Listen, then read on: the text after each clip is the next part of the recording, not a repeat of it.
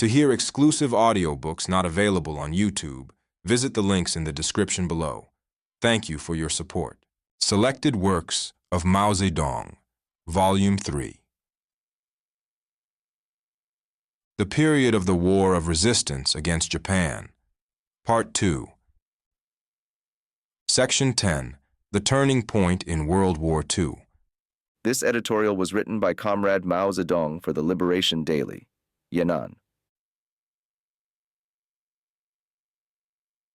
October 12, 1942. The Battle of Stalingrad has been compared by the British and American press to the Battle of Verdun, and the Red Verdun is now famous all over the world. This comparison is not altogether appropriate. The Battle of Stalingrad is different in nature from the Battle of Verdun in World War I, but they have this in common. Now, as then, many people are misled by the German offensive into thinking that Germany can still win the war. In 1916, the German forces launched several attacks on the French fortress of Verdun, 2 years before World War I ended in the winter of 1918. The commander-in-chief at Verdun was the German Crown Prince, and the forces thrown into the battle were the cream of the German army. The battle was of decisive significance. After the ferocious German assaults failed, the entire German, Austrian, Turkish, Bulgarian bloc had no future, and from then on, its difficulties mounted. It was deserted by its followers, it disintegrated, and finally collapsed. But at the time, the Anglo-American French bloc did not grasp this situation, believing that the German army was still very powerful, and they were unaware of their own approaching victory. Historically, all reactionary forces on the verge of extinction invariably conduct a last, desperate struggle against the revolutionary forces, and some revolutionaries are apt to be deluded for a time by this phenomenon of outward strength but inner weakness, failing to grasp the essential fact that the enemy is nearing extinction, while they themselves are approaching victory. The rise of the forces of fascism and the war of aggression they have been conducting for some years are precisely the expression of such a last, desperate struggle, and in this present war, the attack on Stalingrad is the expression of the last, desperate struggle of fascism itself. At this turning point in history, too, many people in the world anti-fascist front have been deluded by the ferocious appearance of fascism and have failed to discern its essence. For 48 days, there raged an unprecedentedly bitter battle, unparalleled in the history of mankind.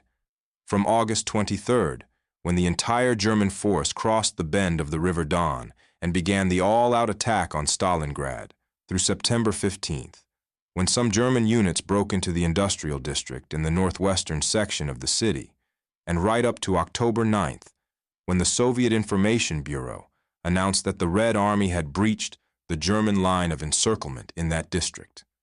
Ultimately, this battle was won by the Soviet forces.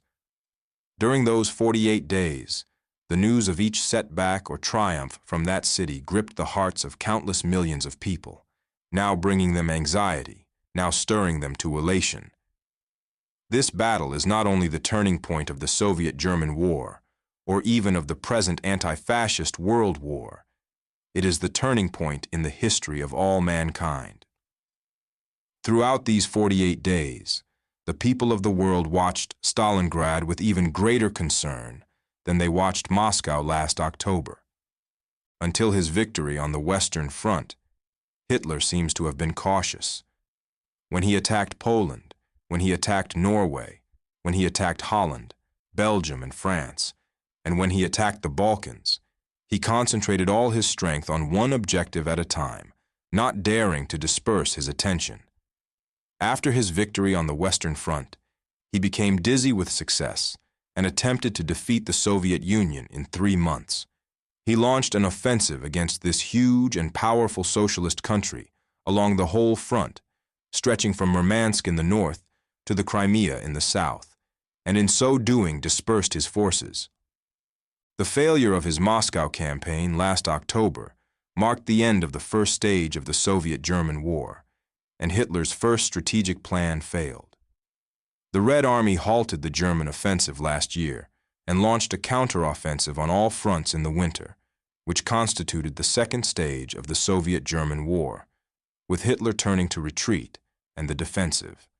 In this period, after dismissing Brauchitsch, his commander-in-chief, and taking over the command himself, he decided to abandon the plan for an all-out offensive, combed Europe for all available forces, and prepared a final offensive which, though limited to the southern front, would, he imagined, strike at the vitals of the Soviet Union. Because it was in the nature of a final offensive on which the fate of fascism hung, Hitler concentrated the greatest possible forces and even moved in part of his aircraft and tanks from the North African battlefront. With the German attack on Kerch and Sevastopol in May this year, the war entered its third stage. Massing an army of over 1,500,000 dollars, which was supported by the bulk of his air and tank forces, Hitler launched an offensive of unprecedented fury on Stalingrad and the Caucasus. He endeavored to capture these two objectives at great speed for the twofold purpose of cutting the Volga and seizing Baku, intending subsequently to drive against Moscow to the north and break through to the Persian Gulf in the south. At the same time, he directed the Japanese fascists to mass their troops in Manchuria in preparation for an attack on Siberia after the fall of Stalingrad. Hitler vainly hoped to weaken the Soviet Union to such an extent that he would be able to release the main forces of the German army from the Soviet theater of war for dealing with an Anglo-American attack on the Western Front and for seizing the resources of the Near East and effecting a junction with the Japanese.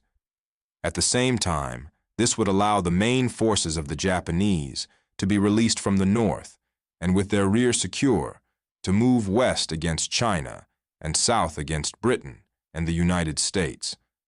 That was how Hitler reckoned on winning victory for the fascist camp. But how did things turn out in this stage? Hitler came up against the Soviet tactics which sealed his fate. The Soviet Union adopted the policy of first luring the enemy in deep and then putting up a stubborn resistance.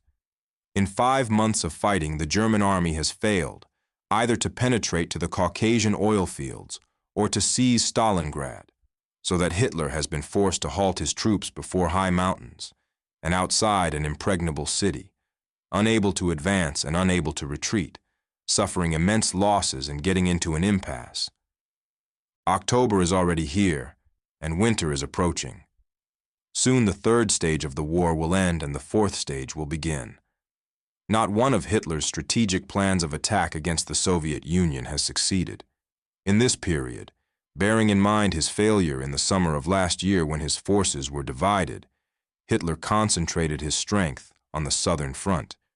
But as he still wanted to achieve the twofold purpose of cutting the Volga in the east and seizing the Caucasus in the south at a single stroke, he again divided his forces. He did not recognize that his strength did not match his ambitions, and he is now doomed. When the carrying pole is not secured at both ends, the loads slip off. As for the Soviet Union, the more she fights, the stronger she grows. Stalin's brilliant strategic direction has completely gained the initiative and is everywhere drawing Hitler towards destruction. The fourth stage of the war, beginning this winter, will mark the approach of Hitler's doom.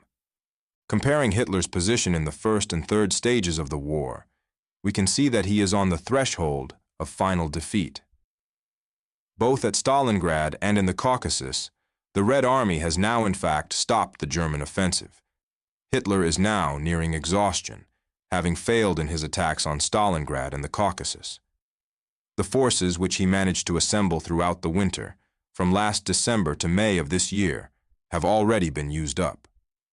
In less than a month, winter will set in on the Soviet-German front, and Hitler will have to turn hastily to the defensive. The whole belt west and south of the Don is his most vulnerable area, and the Red Army will go over to the counteroffensive there. This winter, goaded on by the fear of his impending doom, Hitler will once again reorganize his forces. to meet the dangers on both the eastern and western fronts.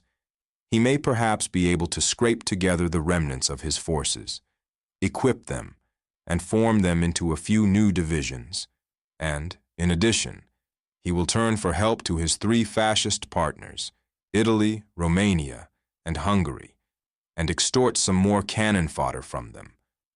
However, he will have to face the enormous losses of a winter campaign in the east and be ready to deal with the second front in the west, while Italy, Romania, and Hungary, becoming pessimistic as they see that it is all up with Hitler, will increasingly fall away from him.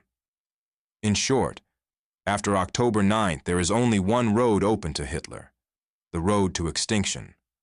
The Red Army's defense of Stalingrad in these 48 days has a certain similarity to the defense of Moscow last year. That is to say, Hitler's plan for this year has been foiled just as was his plan for last year.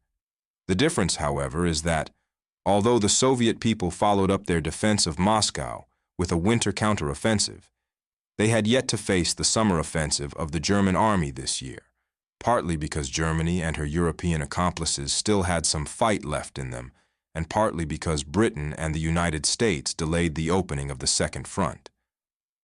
But now, following the battle for the defense of Stalingrad, the situation will be totally different from that of last year. On the one hand, the Soviet Union will launch a second winter counteroffensive on a vast scale. Britain and the United States will no longer be able to delay the opening of the second front, though the exact date cannot yet be foretold, and the people of Europe will be ready to rise up in response. On the other hand, Germany and her European accomplices no longer have the strength to mount large-scale offensives, and Hitler will have no alternative but to change his whole line of policy to the strategic defensive. Once Hitler is compelled to go over to the strategic defensive, the fate of fascism is as good as sealed. From its birth, a fascist state like Hitler's builds its political and military life on taking the offensive, and once its offensive stops, its very life stops too. The Battle of Stalingrad will stop the offensive of fascism and is therefore a decisive battle. It is decisive for the whole world war. There are three powerful foes confronting Hitler, the Soviet Union, Britain, and the United States, and the people in the German-occupied territories. On the Eastern Front stands the Red Army, firm as a rock, whose counteroffensives will continue through the whole of the second winter and beyond.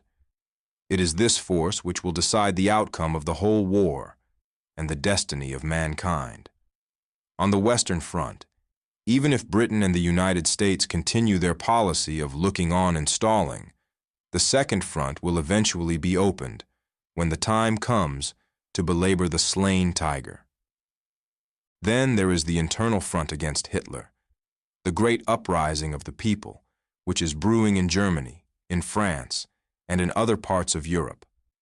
They will respond with a third front the moment the Soviet Union launches an all-out counteroffensive and the guns roar on the second front. Thus, an attack from three fronts will converge on Hitler. Such is the great historical process that will follow the Battle of Stalingrad.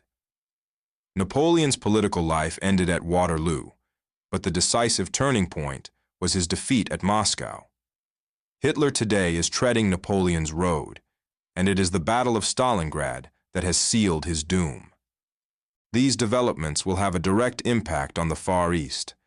The coming year will not be propitious for Japanese fascism either. As time goes on, its headaches will grow until it descends into its grave. All those who take a pessimistic view of the world situation should change their point of view. End of section 10.